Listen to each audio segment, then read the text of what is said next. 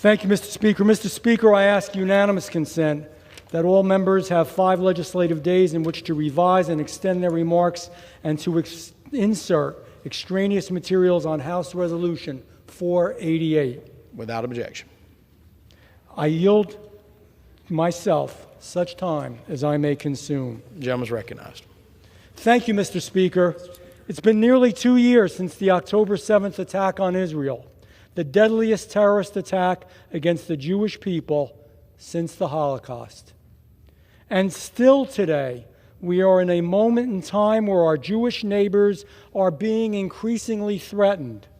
Anti-Semitic protests are more and more often turning physically violent and deadly, and they are inspiring additional violent acts. Jewish students around the country are fearful as they watch spineless college administrators fail time and again to stand up to anti-Semitic harassment taking place on all of our beautiful college campuses. Right here in Washington, D.C., just 2 weeks ago, we saw a cold-blooded murder take the lives of a beautiful young couple as they exited the Jewish Museum.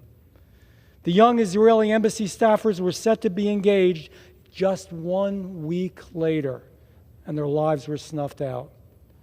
But their families will never get to experience that beautiful ceremony and other cherished milestones of their life with them because they are gone, because of a terrorist's hateful actions. There are no words that can ever be articulated that truly represent what has happened to that family.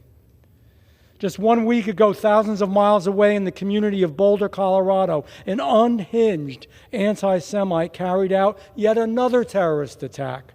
Peaceful marchers called for hostages held by Hamas to be set free. They were attacked by a terrorist who shouted, "Free Palestine," as he lobbed homemade Molotov cocktails at them. Worse still, the act of terrorism was entirely preventable. Mohammed Solomon is not an American but an Egyptian national who traveled to the United States purporting to be a tourist.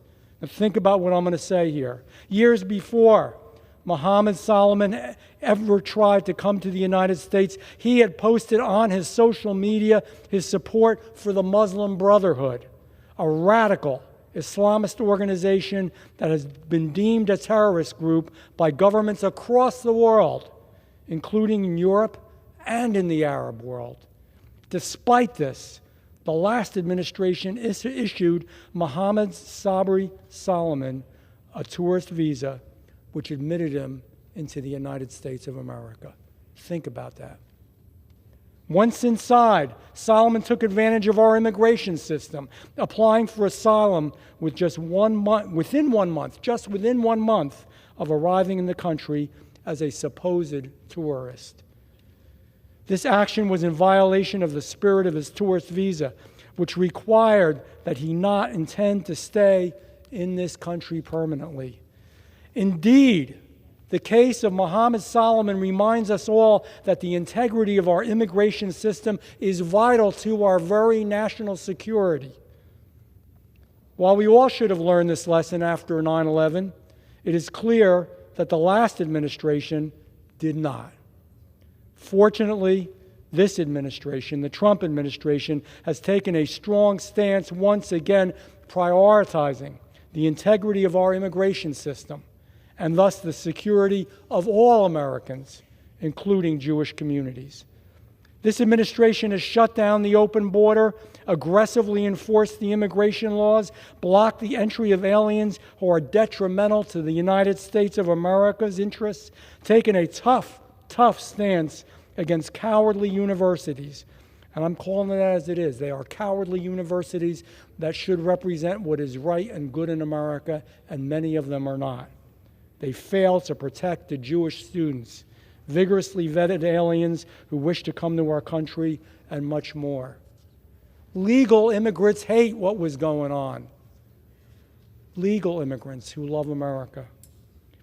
We are so grateful that sanity is being restored to our America. At the same time, we do pray for the victim of these senseless acts. Today, I call on my colleagues to support this resolution to honor the victims of the Boulder terrorist attack. We must all stand with our Jewish friends, colleagues, and neighbors. You are not alone. You are not alone. And we will not tolerate this scourge of anti-Semitic hatred in the United States of America. I urge my colleagues to support this resolution, and I reserve the balance of my time.